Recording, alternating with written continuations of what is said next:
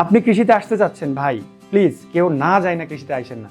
কৃষি যেরকম দিয়ে যেতে পারে, কৃষি সেরকম নিয়েও যেতে পারে। একবারে কিন্তু নিঃস্ব হয়ে গেছে, অনেকেই নিঃস্ব হয়ে গেছে, এরকম অনেক উদাহরণ আছে, অনেক আছে। কি হয়েছে, দেশে একজন চাষ করছে, চাষাবাদ করছে একজন, 1 বিঘা বা 2 বিঘাতে পেঁপে লাগাইছে, পেঁপে লাগায়া টপ রেডি যাদের পেঁপে চাষ করছে, ওই গাছের গোড়ার থেকে উপর পর্যন্ত খালি পেঁপেই বাড়ে। 2-3 মণ এক গাছের থেকে পেঁপে বিক্রি করে কি হচ্ছে, একজন সাক্ষাৎকার নিচ্ছে, ভাই এই হয়েছে, আপনি বছরে কত টাকা কামাই করছেন? বছরে 4 লাখ টাকা বিক্রি করছি। আপনার মাথার মধ্যে মনে করলেন যে মাথা ব্রেন মনে করলেন ঘুরে পাশে বাসে গেছে। 1 বছরে 4 লাখ টাকা 12 মাস দিয়ে হিসাব করেছেন আপনি, কত হলো তাহলে? এটা হিসাব করেছি 40-50 হাজার টাকা, এটা আমার তো কোনো চাকরিও দিতে পারবে না। এটাই তো ভালো।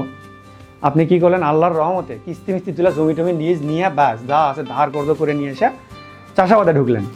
ঢোকার পরে আপনি কিছু জানেন না, হুট কইরা মোজাইক ভাইরাস লাগে গেছে পেঁপেতে, বাস কাম হয়ে গেছে, পুরো জমি মনে করলেন হলুদ হয়ে গেছে, একবারে ইয়েলো কালার। আপনি ওই ইয়েলো কালারকে আর গ্রিন কালার করতে পারতেছেন না, এইটা মারতেছেন ওটা মারতেছেন, কাম হচ্ছে না। কয়দিন পরে পেঁপের গাছে এরকম হয়ে গেল, পেঁপের গাছের মন খারাপ হয়ে গেছে, আপনাকে আর ফল দিচ্ছে না। পরে কি করলেন, মাথা থাক শেষ, না যায় না নামলে এই অবস্থাটা হইবে।